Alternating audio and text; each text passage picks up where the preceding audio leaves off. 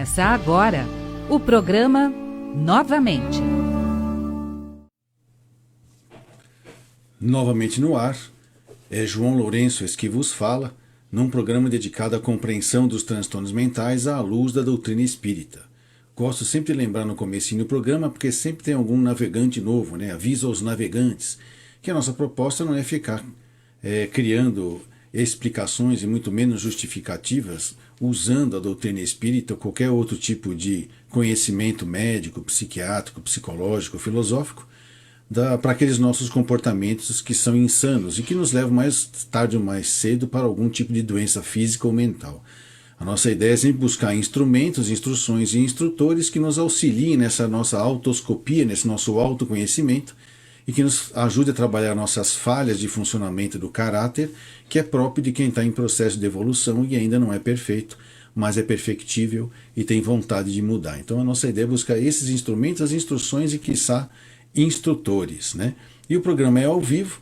Eu convido a quem quiser estar ouvindo fazer a pergunta que desejar, seja pelo Facebook ou pelos outros canais de mídia ou até pelos telefones da rádio, que eu estarei aqui. A Eliette está aqui comigo pelo WhatsApp do celular. Ela vai me transmitir as perguntas, que não precisa ser exatamente pertinente ao assunto, tá?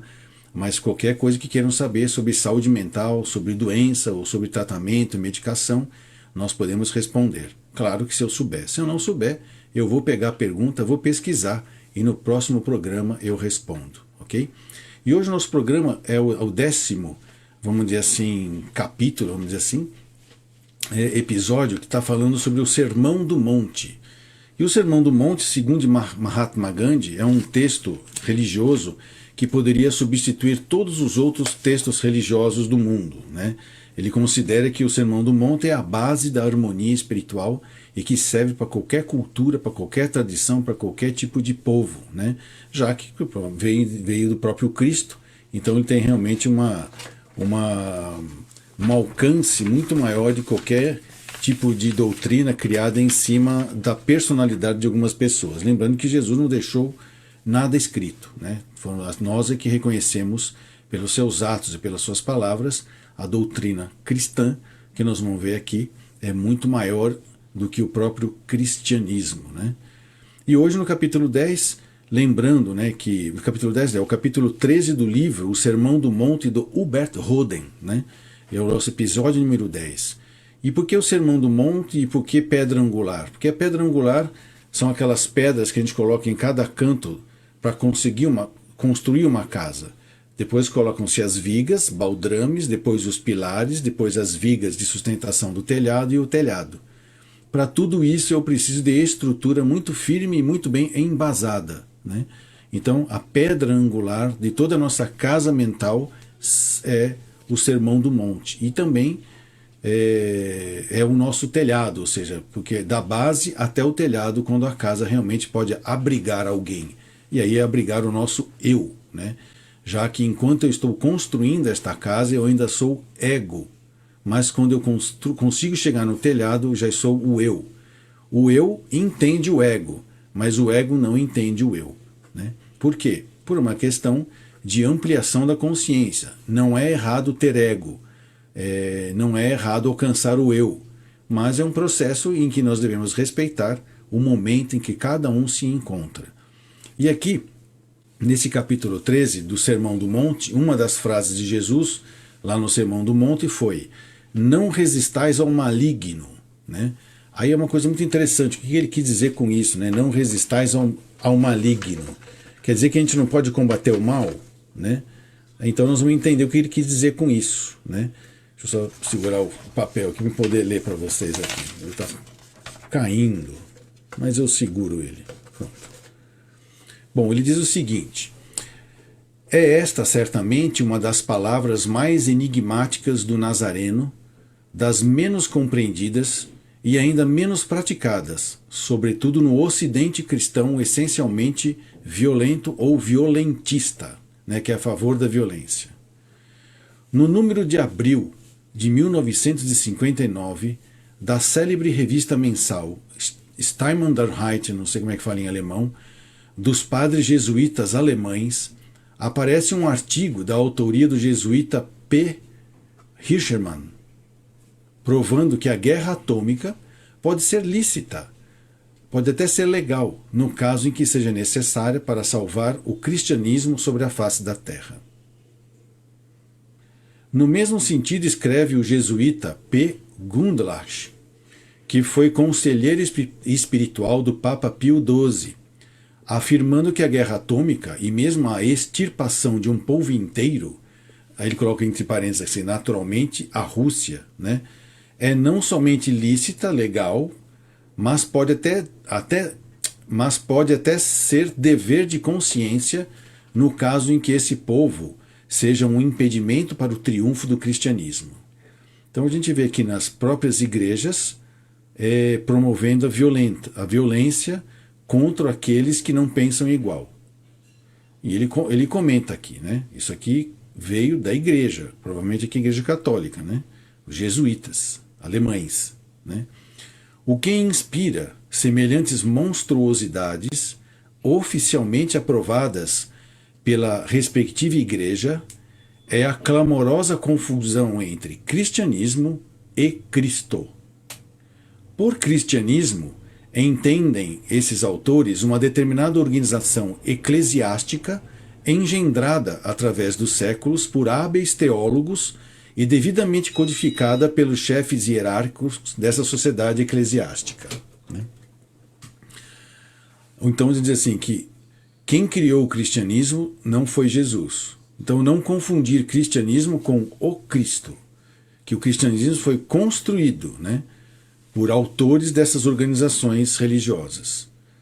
Bom, a fim de preservar da destruição essa organização político-financeira clerical, apregoam esses homens a licença da destruição do Espírito do Cristo, que em hipótese alguma provaria a morte de um único ser humano, menos ainda a extinção de muitos milhões de inocentes, a fim de salvar o reino de Deus.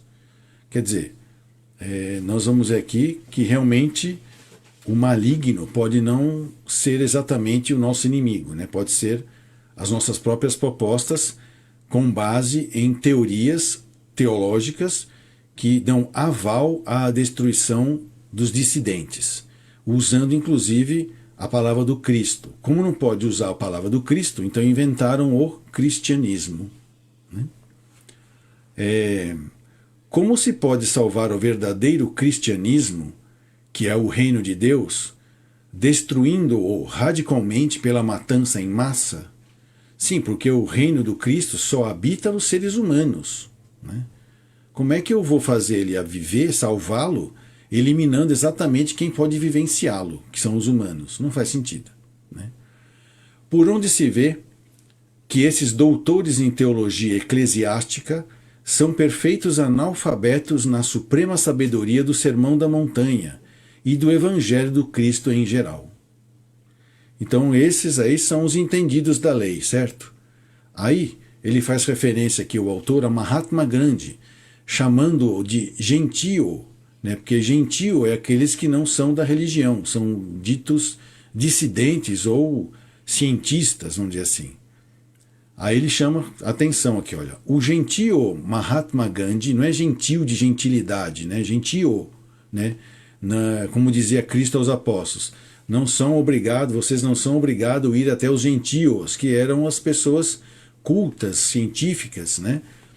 Que tinham uma moral diferente daquela que o Cristo estava pregando. E por que ele não queria que os apóstolos fossem até lá? Porque os pescadores eram pessoas simples, pouco letradas e com pouca cultura.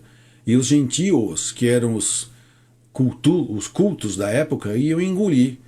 Então, uma época iria aparecer o apóstolo dos gentios, que é Saulo, né? Paulo de Tarso, que passou sendo o apóstolo dos gentios.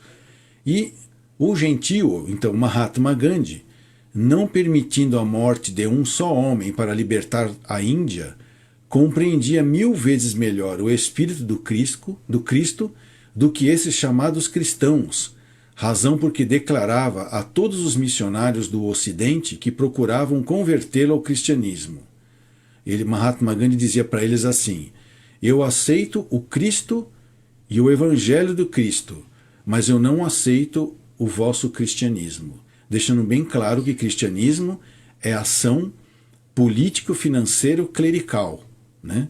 Enquanto que o Cristo e o seu evangelho é uma ação humana, né? Não é de uma instituição, é do ser humano, né?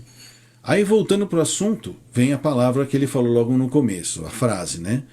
Não resistais ao maligno, né? O que será que ele quer dizer com isso, né? Nenhuma igreja, nenhum Estado cristão aceitou até hoje essa doutrina do Divino Mestre.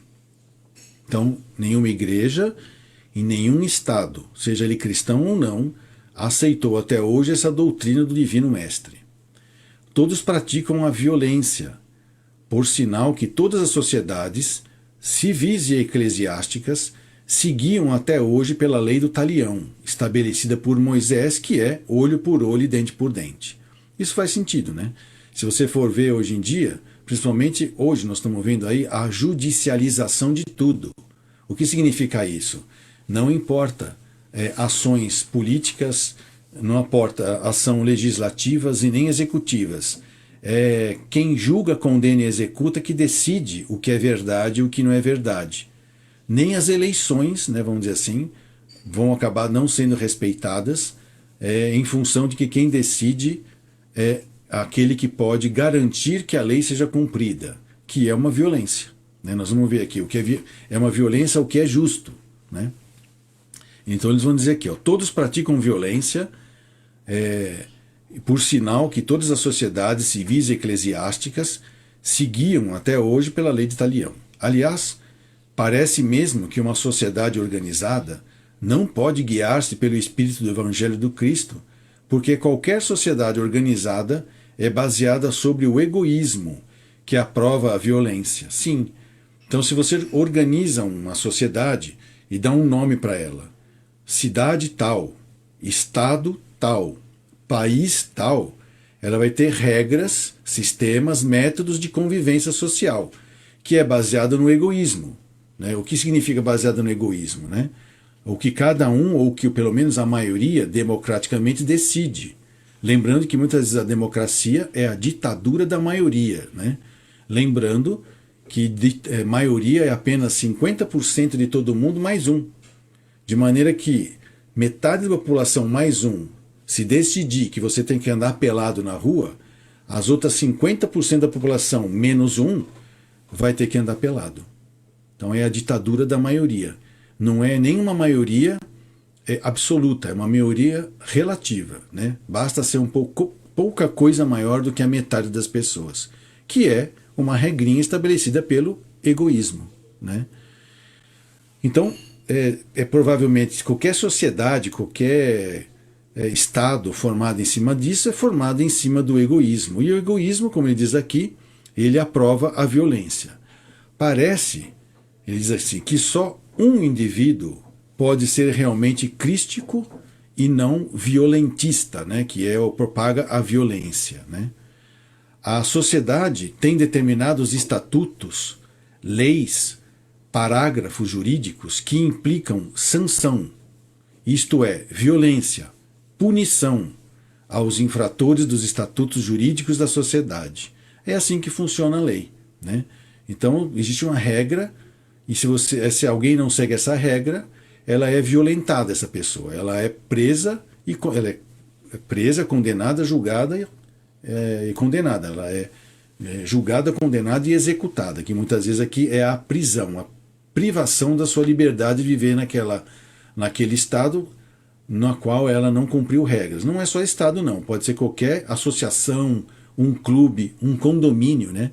Você pode ser condenado dentro de um condomínio. Eu não sei se você pode ser expulso do condomínio, mas você vai ter que pagar multa. Então é assim que funciona, vamos dizer assim, a sociedade organizada, né? Que dificilmente poderá ser organizada pelo Espírito do Evangelho do Cristo, porque lá está escrito, não resistais ao maligno. Então como é que eu vou viver numa sociedade em que a gente não pode reprimir o mal, né? Não existiria. Nós vamos ver aqui que ele vai falando umas coisas muito interessantes, né, a respeito dessa situação, né? Sendo que toda a sociedade é produto da inteligência e a inteligência é essencialmente egoísta, não pode haver uma sociedade não egoísta e que não seja a favor da violência, ou seja, uma sociedade não violentista. Faz sentido. O racional, ele não é emocional e muito menos sentimental. Lembra que eu sempre falo, é sentimento, pensamento e ação.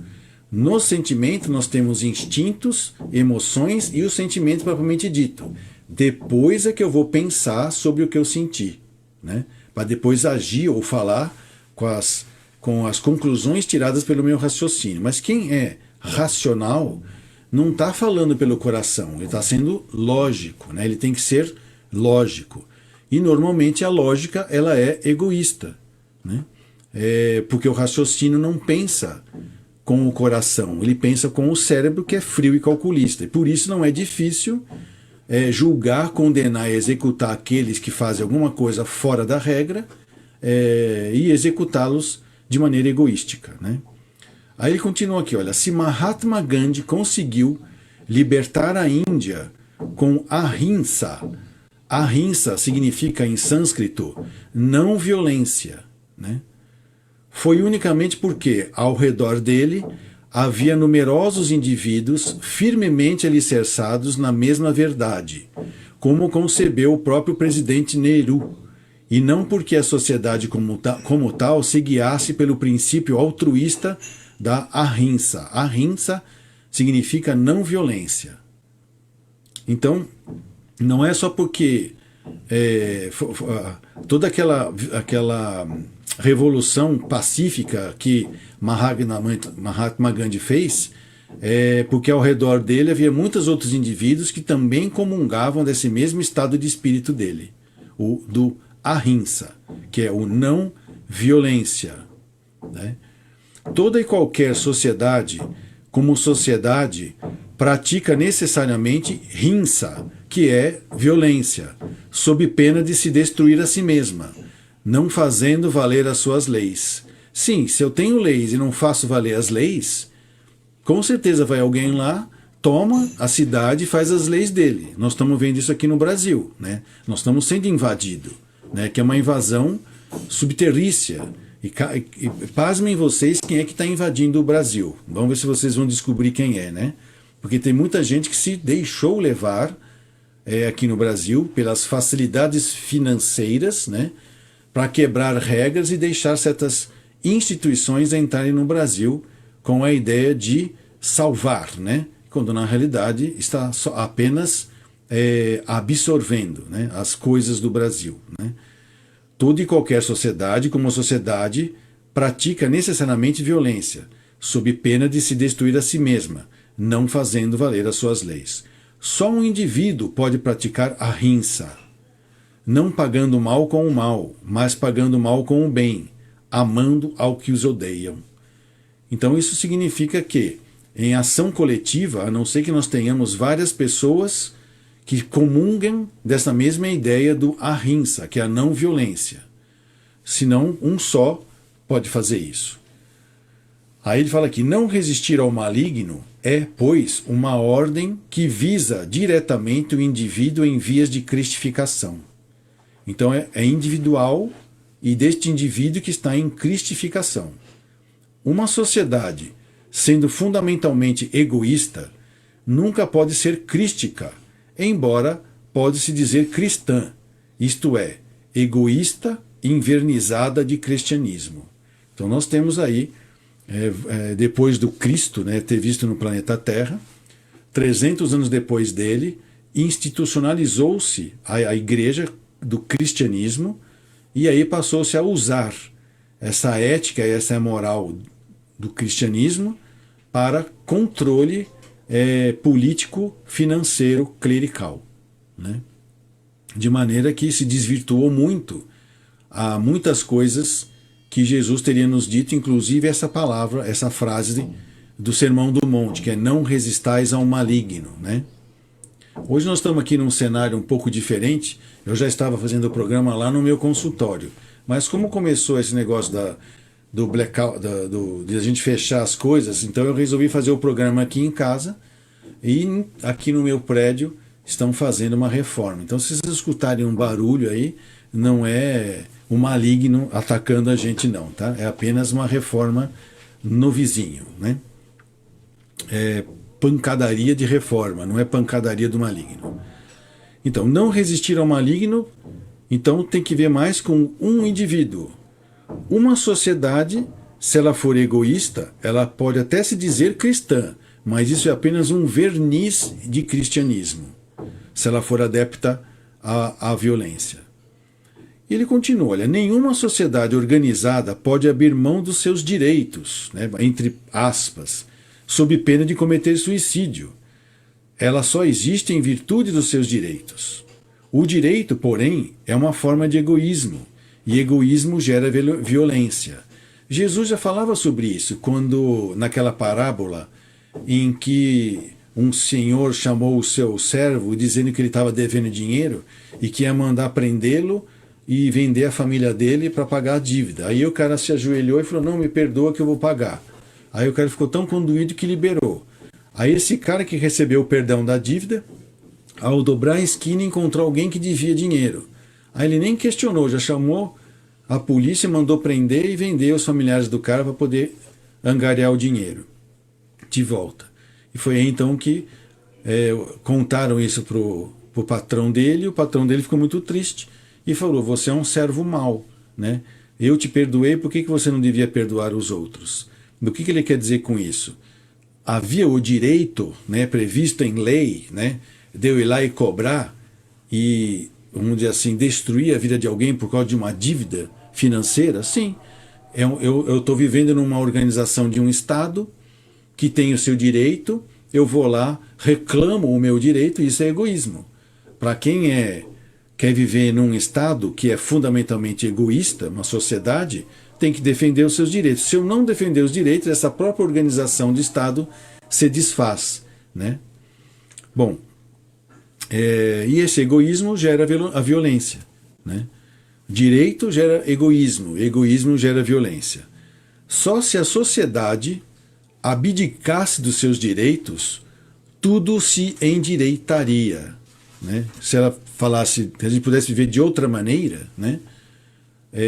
Mas enquanto a sociedade faz valer os seus direitos, tudo está torto, né? Tudo não se endireitará, tudo continuará torto, né? Olho por olho, dente por dente, né?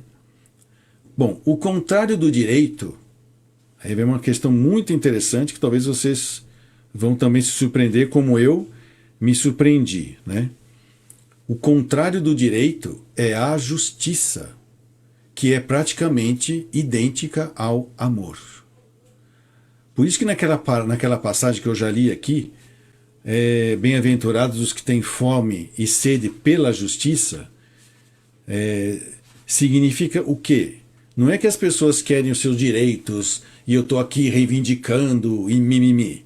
Não. É que as pessoas que estão ajustadas à vontade de Deus sofrem perseguição por isso, né? Por quê? Porque elas perdoam, elas compreendem, né? Elas não exigem o seu direito.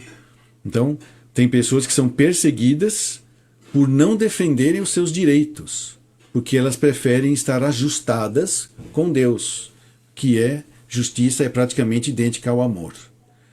A justiça, no sentido bíblico, é invariavelmente o que se chama de justeza, o perfeito ajustamento. Ajustamento à harmonia entre o indivíduo e o universal. Ajustamento entre o homem e Deus. O ajustamento entre a criatura finita e o Criador infinito. Essa justiça, porém, é o perfeito amor, como aparece no primeiro e maior de todos os mandamentos enunciados por Jesus. Amar a Deus acima de todas as coisas e ao próximo como a si mesmo, né? Isso é que é estar ajustado. Quando eu falo que eu amo a Deus, é que eu estou me ajustando a essa força maior. Não é que eu sou apaixonado, eu amo Deus. Não, não é isso. Isso é pieguice, né? O que nós estamos falando aqui é sobre estar ajustado, né? Por isso que às vezes quando eu estou ajustado, esse amor transborda através de mim, pela minha transparência cristalina, E aí as minhas ações e as minhas palavras são tão diferentes do comum que eu sou perseguido por causa disso. Né? Por isso que é bem-aventurados os que têm sede ou são perseguidos, né? pela justiça, né? Por ser justo, por estar ajustado a Deus. Né? Aí ele cita um exemplo aqui, que esse autor aqui ele é do Rio Grande do Sul, né? O Huberto Holden. Ele diz que lá no frontispício, o frontispício é aquela parede que fica no alto de alguma instituição nobre, vamos dizer assim, como o do Palácio da Justiça. Aqui está falando que é no frontispício do Fórum da cidade de Santa Maria, no Rio Grande do Sul. Ele disse que lá estava escrito, gravadas essas palavras de um jurista, filósofo chamado Cícero, que em latim significa, ele escreveu, estava escrito em latim, summum jus summa injuria. Traduzindo, o supremo direito é a suprema injustiça. Exatamente o que Jesus estava falando. Se você quer ser o direito do ego, você quer defender o direito do seu ego, você está se desajustando de Deus. Parece até que houve alguma combinação. Essa frase é bem aqui, que hoje está se falando tanto de supremo, né? E a supremo direito é a suprema inteligência, ou seja, a suprema injustiça. Né? Quem reclama todos os seus direitos pessoais age em nome do seu ego, que é necessariamente egoísta. Mas quem pratica a justiça age em nome da constituição cósmica do universo. Que é muito interessante a gente saber disso, né? Que eu já falei em outro programa sobre o Sermão do Monte, sobre a existência de uma constituição cósmica do universo. Né? Quem age em nome dessa constituição, age em nome da própria alma do universo, que é Deus. Age em nome do amor cósmico, que é a voz do divino. É o eu no homem. Né? Então quem apela pelos seus direitos, né, age em nome do ego, que é violento, é violentista. Então eu vou tomar de você, você perdeu. E você não me pagou 1.000, vou tomar tudo que você tem, que vale 100.000. Né? É injusto. Né? Mesmo que, vamos fazer contas, né? Mas às vezes, muitas vezes, realmente não é ajustado a essa ideia do Cristo, do Jesus. Agora, quem apela para a justiça, age em nome do eu, com E maiúsculo, que não é violentista. Né? Ele não violenta ninguém. Então, não resistir ao maligno é, pois, um apelo para o divino eu no homem, e não para o seu humano ego. Então, com certeza, se você chegar para uma pessoa que ainda está no nível de experienciar o ego e falar para ele, não resista ao maligno, fala, o quê? É direito meu defender meu espaço, a minha conta, o meu dinheiro, a minha riqueza, a minha família. Né? Agora, quem tem realmente já o eu no homem vai fazer que nem a Joana de Cusa, né? Que foi levada ao Circo dos Leões junto com seu filho de 15 anos, e o soldado pedia para ela abjurar, quer dizer, nega Jesus. Ela falou, não vou negar Jesus. Né? Ele, por bem menos, se deixou levar para a cruz, por que eu, que sou apenas não sou nada, né? Sou apenas uma serva, vou fazer isso? Aí até o filho dela pediu, mãe, abjura por mim, que sou seu filho e sou uma criança ainda. Né? Ela também falou, não vamos fazer isso. Né? E aí foi quando o soldado romano falou para ela, então é isso que o seu mestre Jesus te ensina, a morrer, né, por causa dele? Lembrando que naquela época morrer era uma questão de honra. Né? Ela falou, não só ele me ensinou a morrer, como ele também me ensinou a amá-lo, a amar o soldado. Né? Por quê? Porque ela não estava falando de direitos. Né? Ela estava falando de estar ajustada, né? Ela estava em ajustamento, em harmonia, ela com o universo, ela com Deus, ela com o Criador infinito. Então, não resistir ao maligno é, pois, um apelo para o divino eu no homem, e não para o seu ego humano. Né? Então, o eu divino é uma coisa, ego humano é outra, são fases evolutivas. Podemos sair do ego humano? Podemos, com exercícios que nos liguem a Deus, que pode ser o que você quiser. Né? desde que você saiba que existe um poder superior a você e que você esteja disposto a abrir mão do ego, né? Bom, ele continua aqui, né? Há, do verbo haver, né? Na legislação mosaica, uma matemática estranha. Essa matemática de Moisés supõe que uma violência se neutraliza com outra violência. Se alguém me arranca um olho ou quebra um dente, eu lhe arrancar também, devo lhe arrancar também um olho e quebrar um dente. Estamos quites, né? Porque cobrei do meu devedor uma dívida em aberto. Então, se alguém me arranca o olho e me quebra um dente, se eu for lá arrancar o olho dele e quebrar o dente dele, eu estou quite. Essa é a matemática estranha da legislação mosaica, né? Das leis de Moisés, né? Na realidade, porém, não estamos quites se a gente fizer isso. Nem eu e nem ele. Porque um negativo dele mais um negativo meu são dois negativos. Uma violência dele mais a minha violência são duas violências. Quer dizer que nós dois, meu ofensor e eu, o ofensor dele, né, criamos dois males no mundo.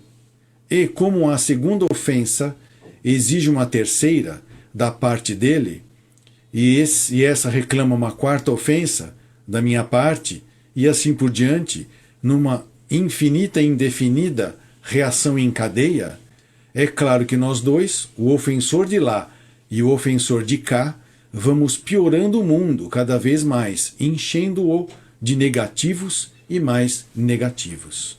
É muito interessante isso, porque a gente vê muitas pessoas fazendo a proposta da não violência, né? Inclusive partidos políticos, né? Mas que muitas vezes negam a proposta com o que fazem, né? Inclusive com propostas de subjugação dos povos pela violência, né? Até parece, vamos dizer assim, não faça isso, né? Não defenda o seu direito, porque isso é injusto, né? Não é justo com Deus. Mas essas próprias teorias que falam para a gente não ser violento com o outro, nega a existência de Deus. Então, como é que ela, em que pauta, está pautando em que valor a ideia de eu não defender o meu direito de Estado, né? Sobre qual justiça se está falando? A justiça do Estado também? Pois é, de um Estado forte e poderoso que vai poder dizer quem paga e quem deve, né? É um truque de colocar ares de humanismo numa proposta despótica de governo e de dominação, né? Mesmo quem faz isso não são só os que negam Deus e religião, uma proposta que o pessoal chama de esquerda, né? Mas tem as propostas de direita, que também faz a guerra santa, né?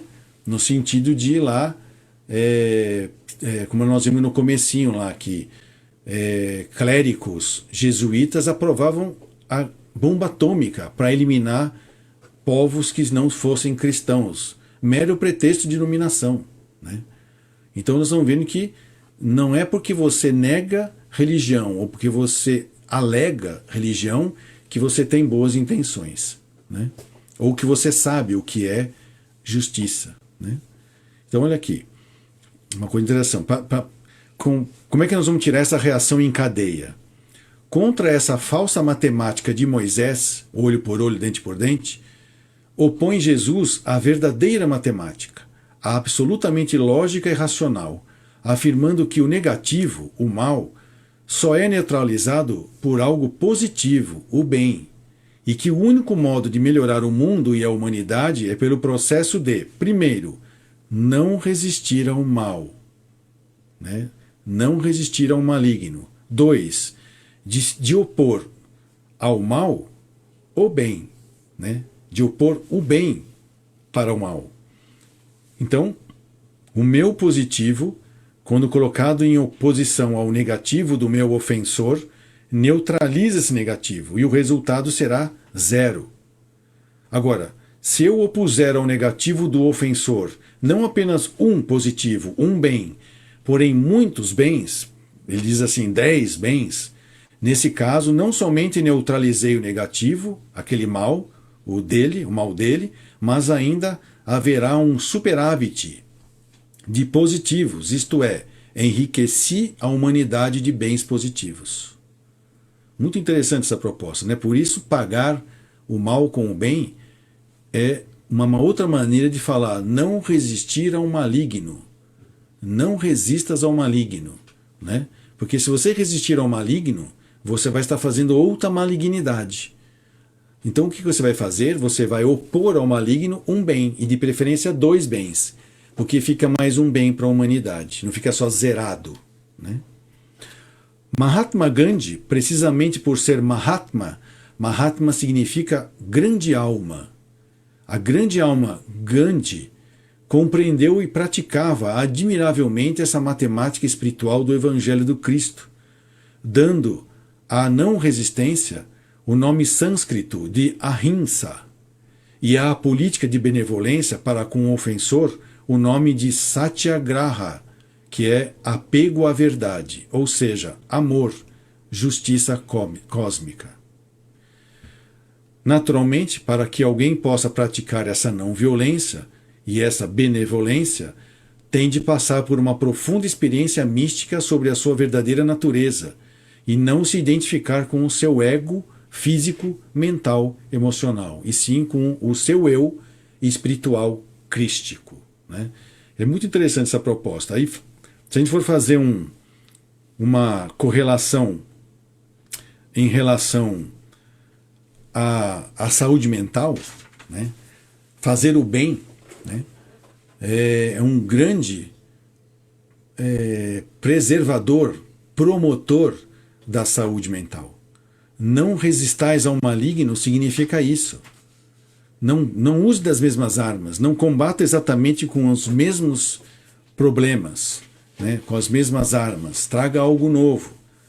E não confunda isso, tá, com política, tá? Porque política tem a ver com governança do mundo material, que é feito pelos homens egos, pelos egos humanos.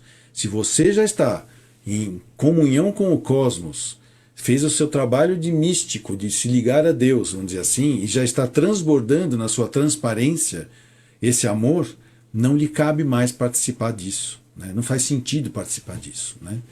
Porque você vai ter que tirar armas e combater o seu direito, defender o seu direito. Quando na realidade você já está ajustado a Deus.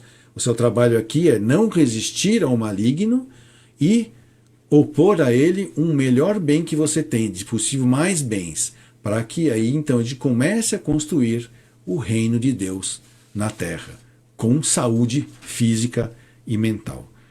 A Eliette me avisou aqui que faltam só 10 minutos, eu vou ler o que as pessoas mandaram para nós aqui pelo WhatsApp, né?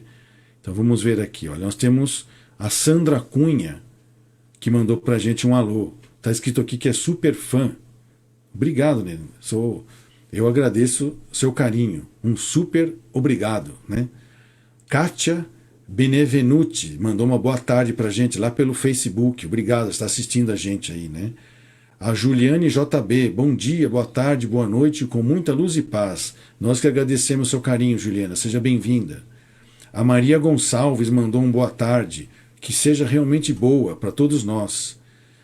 Também nos mandou aqui um recado, o Arthur Alves, né? Está dizendo, estou precisando de ajuda espiritual. Sim, pessoal, quando terminar o programa, a gente pode pensar em um Arthur, que o nome dele é Arthur Ataíde Alves, e mandar uma luz para ele, né? Na maneira que você entenda, né? Outra super fã, chamada Elaine Strader. Boa tarde, uma ótima sexta-feira a todos. Está aqui ela está na Vila Carrão, em São Paulo. Um super obrigado, um super abraço também para Elaine Strader. A Nilda Lima mandou para a gente também aqui um boa tarde. Maria Gonçalves também mandou um boa tarde. Bom Jardim de Goiás, lá de Goiás. Que legal, o pessoal nos ouve de todos os lugares, né? O Edson Giraldelli também mandou boa tarde a todos que estão assistindo, de Santo André, em São Paulo, aqui pertinho de nós, né? E uma outra super fã, ele, super fã, Rafael Barbosa Chagas. Boa tarde a todos, ele é do Rio de Janeiro, né? Agradeço o super carinho, né? Também está aqui, apareceu o Edson Giardelli, a Graziela Alves, boa tarde, muita paz e luz a todos de Belo Horizonte. Que bacana, né? O Nivaldo Dias, de Resende, no Rio de Janeiro. A Maísa Bahia Forio, eu acho que o nome dela é Maísa, deve ser o nome dela, não é que é da Bahia, mas ela mandou uma boa tarde. A Valquiriana Orquídea, boa tarde, doutor João, estou pela parabólica, gosto muito das suas explicações. Eu agradeço o retorno. Se um dia eu tiver alguma coisa esquisita, me avisem, né? E a Sandra Cunha de novo. A Elza Parente mandou boa tarde a todos. A Cleusa Maria Souza mandou uma boa tarde. A Fran Mendes mandou uma boa tarde a todos também. O Daniel Rosa, boa tarde, doutor João Lourenço. Amigos, né? Se a evolução espiritual e a transformação moral é nossa destinação inevitável, o egoísmo vigente dará lugar à caridade, já tendo espíritos que vivem a caridade, e poderemos reencarnar se estivermos no critério do bem da caridade. Abraços, falou de Goiânia. Sim, na realidade, estamos encarnados no planeta Terra por uma proposta de evolução, e Jesus nos adotou, né, como tutelado deles. Mas, a qualquer momento, nós podemos ser encaminhados ou obter permissão de nos manifestarmos em qualquer outro planeta, desde que nós já tenhamos no mesmo nível ético e moral dele ou acima, né? O que significa isso? Para que a gente possa ir para lá para ajudar, né? Então, claro que nós vamos estar sempre podendo reencarnar. E eu acredito que vai chegar um dia em que seremos voluntários, né? Estaremos lá no sétimo céu, como se fala, e ouvindo um convite de algum Espírito Cristo, nos voluntariaremos, né, a nascer num planeta bem menor do que a nossa evolução, para fins de justiça, de poder trazer para cá um exemplo de ajustamento com as leis de amor. Então, podemos sim. Maria Rosário Silveira, boa tarde a todos, muito boa explicação, eu que agradeço. Se eu falar alguma bobagem, me corrijam, ou me dêem uma ideia, né? Cláudio Cardoso da Silva, doutor João, como ficam as pessoas que estão parando o país por maldade? Eu não sou da área do direito, né? Mas eu acho que mais cedo ou mais tarde, todo mundo que faz algo tem que depois se ajustar com Deus. É por isso que a gente fala, você escapa de tudo, mas não escapa da justiça divina. Não é que Deus está lá, te peguei. Não. Mais cedo ou mais tarde, não tem para onde o ego ir a não ser querer despertar o eu. E quando ele faz isso, ele quer se ajustar. E quando ele tem um sincero desejo de ajustar, todas as coisas começam a acontecer para isso. Às vezes, a princípio, ele parece que está pagando pelo que fez no passado, mas não está. Ele está querendo se ajustar, né? Então, não fiquem, vamos dizer assim, de uma certa maneira, mordendo a isca das provocações dos egos humanos que estão disputando um pedaço de carne para comer, né? Então, a Neide Roncorati também ligou para a gente, falou gratidão. A Antônia de Fátima Zaramelo também falou com a gente aqui, mandou uma boa tarde. Mais uma super fã chamada Neide Roncarati, ela falou lá em cima com a gente. Ela é de Vargem Grande do Sul, de São Paulo. Maria José da Silva mandou uma boa tarde. E a Fran Mendes, do Rio de Janeiro, né? Pilares, né? Rio de Janeiro. E a Maria Wanda Vieira de Jesus mandou aqui um boa tarde, gosto muito de suas palavras. E eu que agradeço a paciência com qual vocês me ouvem, né? Mas, enquanto eu estiver falando e estiver falando dessas coisas que nos aproximam de Deus através de Jesus, permitam-me falar. Se alguma coisa que eu falar diferente, me chamem a atenção, porque eu quero me ajustar também, né? E eu não me ajusto sozinho, né? Eu costumo dizer que quando nós estamos sozinhos, nós estamos mal acompanhados, porque a gente não se enxerga. É só através da observação do outro, mesmo que ele esteja fazendo isso porque tem o direito de me corrigir, mas isso me ajuda a eu me ajustar. Por isso que eu não vou resistir ao maligno, né? Eu vou pagar o mal, o maligno, com o bem, de preferência com 2 ou 3 bens, para que o bem tenha um saldo positivo e não só anular o negativo. Essa foi a nossa proposta hoje do programa, em que nós falamos aqui sobre como promover a saúde mental vivenciando os versos, né, do Sermão do Monte, né, que é, vamos dizer assim, a base da nossa harmonia espiritual. Com essa harmonia é que nós podemos começar a se ligar de maneira consciente com Deus e fazer esse ajustamento. Ajustou, eu vou ter que agora ser transparente para poder transbordar através da minha ética. Aqui é a moral e aqui é a ética, relacionamento com as pessoas. E essa ética do bem, né? A ética do Cristo, que é não resistir ao mal, que na realidade seria um contrassenso, né? Se Jesus viesse aqui e falasse para a gente aqui, combata esses caras aí. Não, ele veio aqui, amai-vos uns aos outros, ou amar a Deus acima de todas as coisas e ao próximo como a si mesmo, né? O programa novamente termina aqui. Semana que vem estaremos aqui de volta e amanhã não percam o programa Mente 5.0, às 17 horas, que nós vamos falando sobre como fazer debates. Até lá!